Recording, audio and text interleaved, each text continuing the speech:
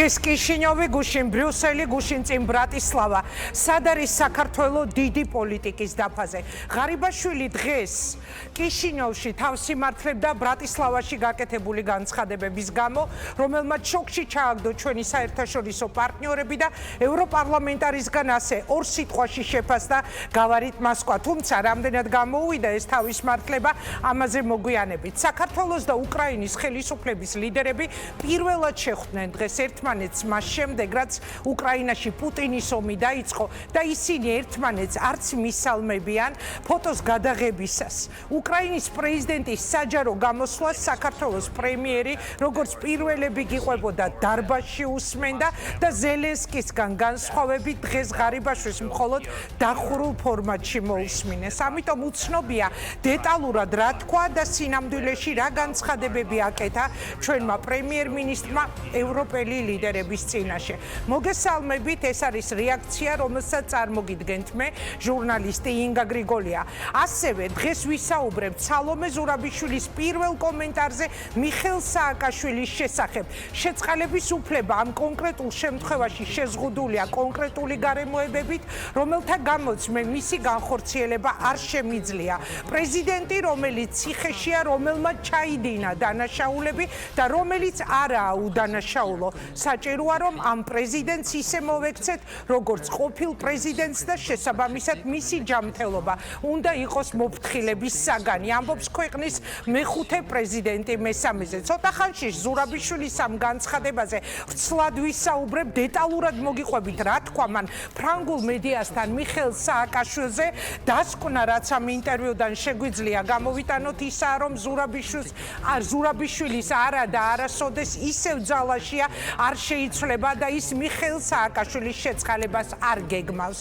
რამდენიმე წუთში რეაქციას ნაციონალური მოძრაობის გენერალური მდივანი პეტრე ცისკარიშვილი გახსნის და სწორედ მასთან გავარკვევთ თუ შეწყალებაზე ზურაბიშვილი საბოლოოდ და გადაჭრით ამბობს უარს, მას რა გზა რჩება, რას აპირებს მიხეილ სააკაშვილის პარტია პატიმრობაში მყოფი მესამე პრეზიდენტის გასათავისუფლებლად.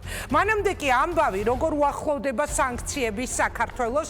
დღეს საღამოსკენ ცნობილი გახდა, რომ რუსეთში პირდაპირი ფრენების გამო უკრაინის ხელისუფლებამ თამაზ გაიაშვილი და მისი კომპანია აირზენა დასასანქცირებელ პირთა სიაში შეიყვანა. სანქციების ქვეშ მოყვნენ აირზენას თანამშრომლებიც დავით გაიაშვილი და ვალერი კვარაცხელიაშვილი საკუთარი კომპანიით აეროჰენდლინგ ჯორჯია ერვეისმა თბილისი-მოსკოვი-თბილისის პირდაპირი რეისის შესრულება იცით რომ 20 მაისიდან დაიწყო. აირზენა რუსებისთვის ევროპის მიმართულებით ტრანზიტული რეისების შესრულებასაც იწყებს და დღეს უკვე ცნობილი ხდება, რომ უკრაინაში კორუფციასთან ბრძოლის სააგენტოსთან არსებულ სანქციების მონაცემთა ბაზაში თამაზ და დავით გაიაშვილები ჯორჯიან ეარვეისი და ვალერი კვარაცხელიაშვილის კომპანია აღმოჩნდნენ. რას ვიგებთ მონაცემთა ამ ბაზიდან პუბლიკას ჰქონდა კარგად გაშიფრული დასასანქცირებელ პირებზე უпростоრედ.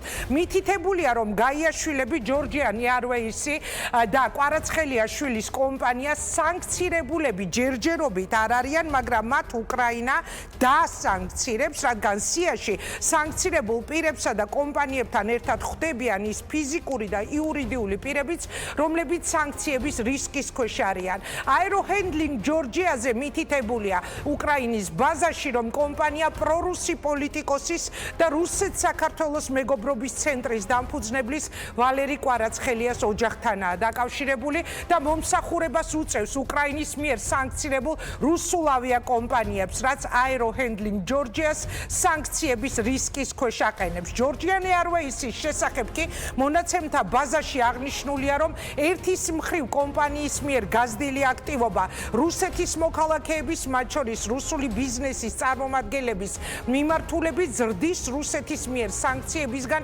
თავის ასარიდებლად ახალი სქემების ჩამოყალიბების რისკს. ამავდროულად გაიაშვილები და მათი კომპანია დაკავშირებულია აეროჰენდლინგ ჯორჯიას წარმომადგენლებთან, როგორც ჩანს ჯორჯიან ეარვეისის და კვარაცხელიების კომპანიაც მათი მფლობელები თუ დასანქცირდებიან. ამას უნდა მოასწავებდეს ის ფაქტი, რომ ისინი უკვე, როგორც ვთქვით, მოხვდნენ უკრაინის კორუფციასთან ბრძოლის სააგენტოსთან არსებული სანქციების მონაცემთა ბაზაში. პარტია დრო აცხადებს, რომ რომ გაიაშვილებისა და მათი კომპანიის, ასევე ვალერი კვარაცხელიაშვილის კომპანიის დასასანქცირებელთა სიაში შეყვანა ნიშნავს, რომ უკრაინის ხელისუფლება იწყებს კომუნიკაციას საერთაშორისო პარტნიორებთან ამ ადამიანებისთვის შეზღუდვების დასაწესებლად. ეს ნიშნავს იმას, რომ უკრაინის ხელისუფლება იწყებს ამ კომუნიკაციას საერთაშორისო პარტნიორებთან, როგორც ევროკავშირთან, ისე ამერიკის შეერთებულ შტატებთან, ამ ადამიანების დასასანქცირებლად, ასევე კომპანიების და ამ ადამიანებს ბრალი ედებათ რუსეთის ეკონომიკურ გაძლიერებაში ომის დროს და რუსეთის დახმარებაში გვერდი აუარონ საერთაშორისო სანქციებს. ამ დოკუმენტში საუბარია პირდაპირ საჰაერო მიმოსვლაზე და ორ კომპანიაზე, აზიმუტსა და რედ ვინგსზე, რომლებიც სისტემატურ რეისებს ასრულებენ აფხაზეთსა და ყირიმში, აცხადებს პარტია. აქვე რედ ვინგსზეც უნდა მოუყვე მორიგი გეგმა იაფი ფრენებისთვის რუსეთის მოქალაქეებს საქართველოს გავლით. საქართველოში ავიარეისების შესრულებას დაიწყებს კიდევ ერთი რუსული კომპანია, სწორედ ეს კომპანია და ის გეგმავს მოსკოვი, ქუთაისის და სოჭი, თბილისის რეისების შესრულებას. Forbes-ის რუსულენოვანი რედაქცია წერდა, რომ ქუთაისის აეროპორტის შესაძლოა გადაიქცეს ნამდვილ ჰაბად რუსეთის მოქალაქეებისთვის ევროპაში სამოგზაურო და ჩაანაცვლოს სტამბოლის აეროპორტიც კი. რუსული კომპანია, ეს ახალი კომპანია Red Wings-ი დაბალბიუჯეტიანია, ბილეთების დაბალი ფასი აქვს ასევე ქუთაისიდან ევროპის მიმართულებით ვიზიარსაც. სწორედ ამიტომ გამოდის, რომ რუსეთის მოქალაქეებისთვის იგეგმება ამ გზით აი ეს იაფი ფრენები.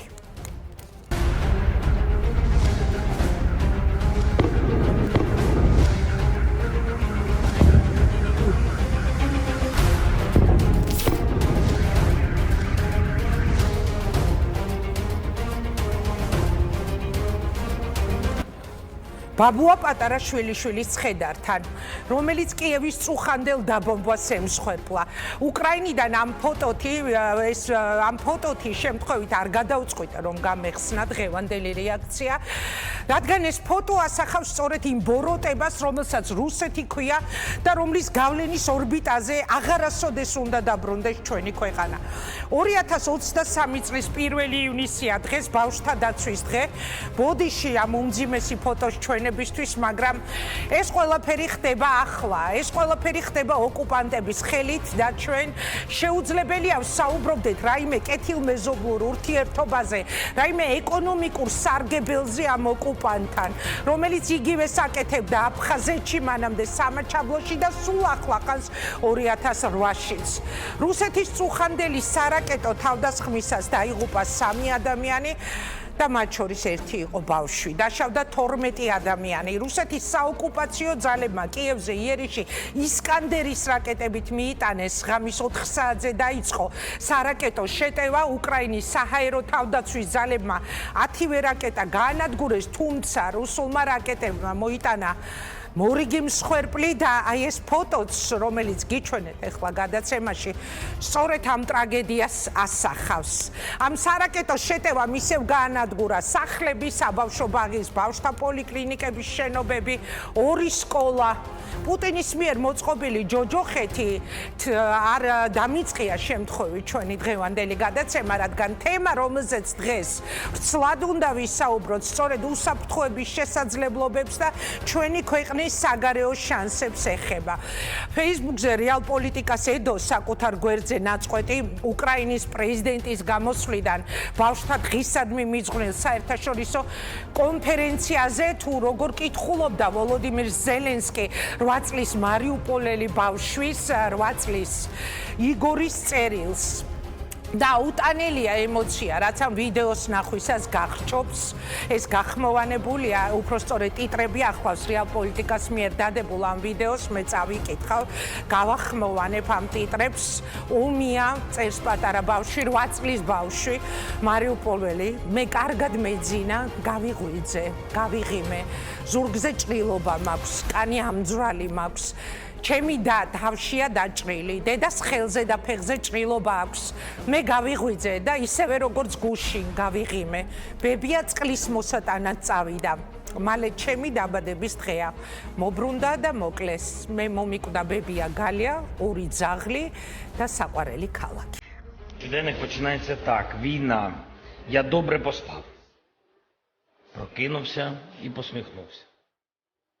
У мене рана на спині, здерта шкіра, у сестри поранення голови, у мами видерте м'ясо на руці та рана на нозі.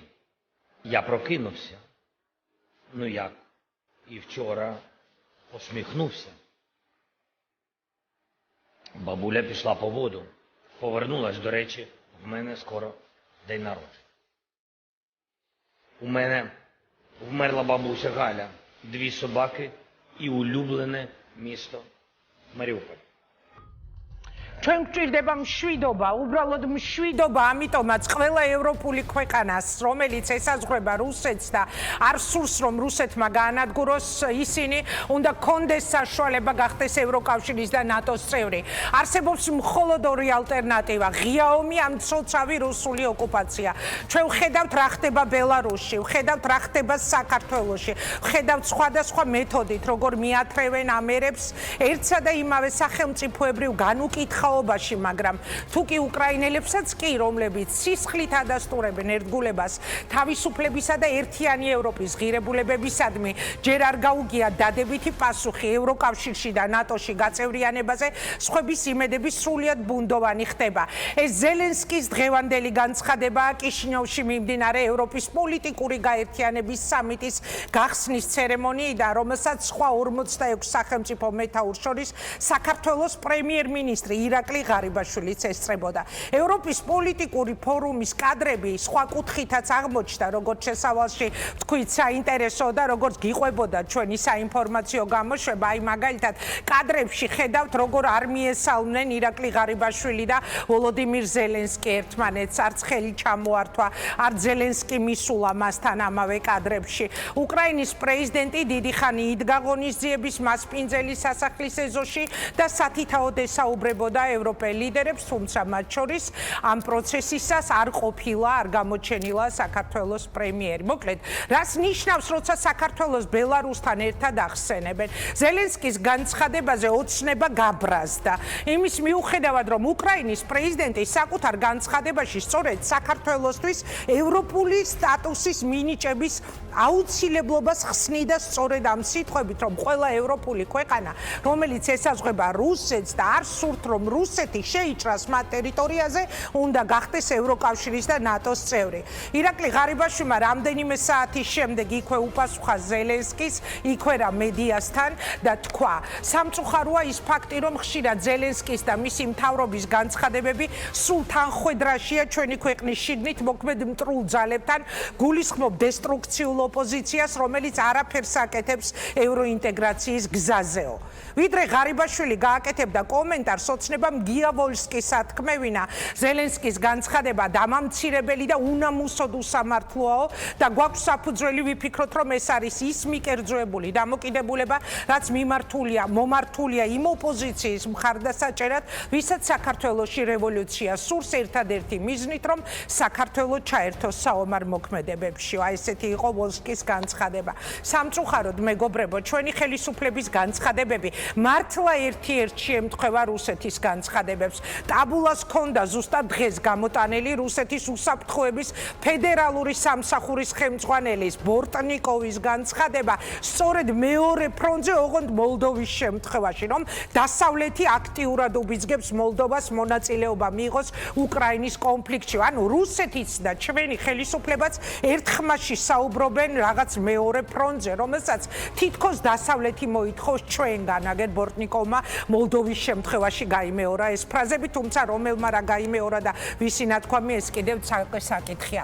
ცოტა მოგვიანებით სხვა დამთხოვებსაც გიჩვენებთ რუსების და ჩვენი ხელისუფლების, მანამდე კი აუცილებლად უნდა შევეხოთ რა თქვა სინამდვილეში ზელენსკიმ ჩვენზე, როცა ახსენა საქართველო და ბელარუსი. პირველ რიგში ეს იყო ზელენსკის მხრიდან სტატუსის მოლოდინში მყოფი საქართველოს მხარდაჭერა. აი მე ასე გავიგე პირდაპირ, როცა უსმენდი მის სიტყვებს. მხარდაჭერა, რომ ევროკავშირის და ნატოს ნატოს წევრობა დაიცავს ჩვენს ქვეყანასაც და სხვასაც. რუსეთის აგრესიისგან. ხატია დეკანოიძემ განმარტა კარგად, ზელენსკიმ თქვა, რომ იქნება მშვიდობა ნატოსთან ერთად ან ომი ოკუპაცია რუსეთთან ერთად, მას არ უხსენებია საქართველოს ბელორუსიის კონტექსტშიო. მან უსაფრთხოებას გაუსვა ხაზი, რომ საქართველოს იტანჯება ოკუპაციის ქვეშ და გამოსავალი არის ნატოში გაწევრიანება. თქვა, რომ ნატო არის მშვიდობა. აცხადებდა დღეს ხატია დეკანოიძე. ის ნატო, რომელზეც 2 დღის წინ ღარიბაშვილმა უკრაინაში პუტინის შეჭრის მთავარ მიზეზად დაასახელა, რა კომენტარები გააკეთა ღარიბაშვილმა დღის ბოლოს, როგორც ზევით გითხარით, ის შეეცადა რაღაცნაირად ბრატისლავაში გაკეთებული საკუთარი განცხადება გაელაითებინა, თუმცა რამდენად გამოუვიდა ამას ახლა ერთად მოვისმენთ, როცა თქვა, რომ ბრატისლავაში რა თქვა, ამას შეგახსენებთ, რომ უკრაინაში პუტინის ომი კიევის მისწრაფებამ გამოიწვია ნატოშიო. როგორც ჩანს, ჩვენი პრემიერი მიხვდა, რომ სასწრაფოდ რამე უნდა ეთქვა ბრატისლავას გამოსვლაზე და განცხადებებზე, რომელმაც ჩვენი საერთაშორისო პარტნიორების უმწვავესი რეაქცია გამოიწვია. ახალი არაფერი არ მithქვამს.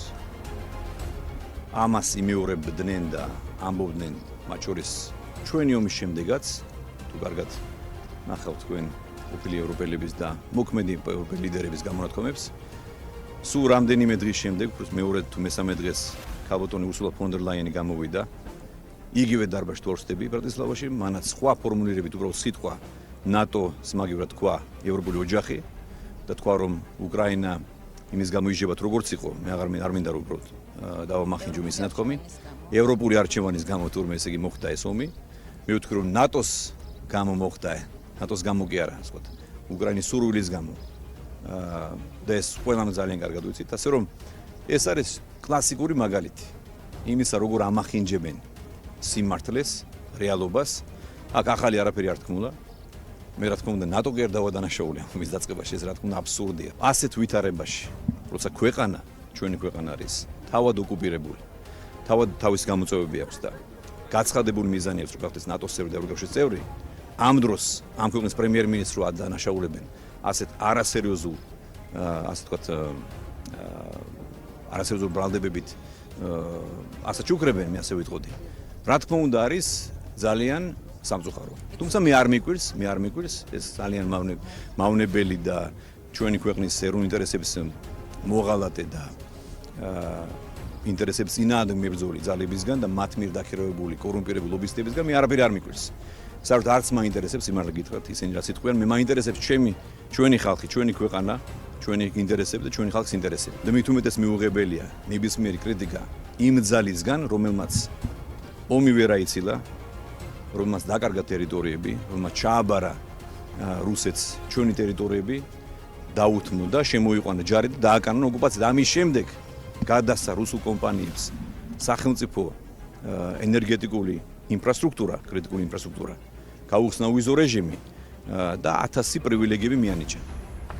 დღეს კიშინოვის პოლიტიკური სამიტი, გუშინ პრეზიდენტი ბრიუსელში 3 დღის წინ ბრატისლავა თუ 2 დღის წინ.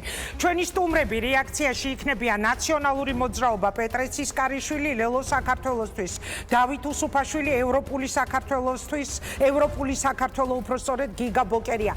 სხვათა შორის ევროპულ საქართველოს ჰქონდა ძალიან საინტერესოდ გაკეთებული რუსეთისა და ჩვენი ხელისუფლების განცხადებები, რამდენად ერთიერთშია, რამდენად თანხვედრილია და ამ ვიდეო კოლაჟს ჩვენებთ ცოტა მოგვიანებით, მანამდე კი ვიდრე დავიწყებ პეტრე ცისკარიშვილთან საუბარს, სალომე ზურაბიშვილის პირველი კომენტარის შესახებ უნდა მოგითხროთ დეტალურად, რომელიც მან მიხეილ სააკაშვილზე გააკეთა გუშინდელი გამოსვლის შემდეგ და ეს კომენტარი მან გააკეთა ფრანგულ მედიასთან. ინტერვიუში ის ამბობს, რომ მიხეილ სააკაშვილმა ჩაიდინა დანაშაულები, თუმცა ასევე ამბობს ზურაბიშვილი ამ კომენტარში, რომ მესამე პრეზიდენტის ირგვლივ განვითარებული პროცესები აზიანებს სახელმწიფოს იმიჯს და გამოსასწორებლად უნდა გადაიდგას ნაბიჯები. ვკითხულობ მოქმედი პრეზიდენტის ინტერვიუს ფრაგმენტს, შეწყალების უფლება ამ კონკრეტულ შემთხვევაში შეზღუდულია კონკრეტული გარემოებებით, რომელთა გამოც მე მისი განხორციელება არ შემიძლია. აი ასე პასუხობს ზურაბიშვილი პატიმრობაში მყოფი მესამე პრეზიდენტის შეწყალებასთან დაკავშირებით დასმულ კითხვას და განაგრძობს უპირველეს ყოვლისა მე არ გიპასუხებთ ამ კითხვაზე, რადგან პრინციპულად არ უპასუხობ კითხვებს შეწყალების უფლების შესახებ, მე ვიღებ უამრავ მოთხოვნას საქართველოს მოქალაქეების მხრიდან შეწყალებაზე, ზოგიერთი მათგანი ცნობილია, ზოგიერთი არა და მე თუ დავიწყებ იმის ახსნას, რა მიზეზით ვაკეთებ ან არ ვაკეთებ ამას, მაშინ შევალთ იმაში, რაც აღარ იქნება დისკრეციული უფლება მოსილება.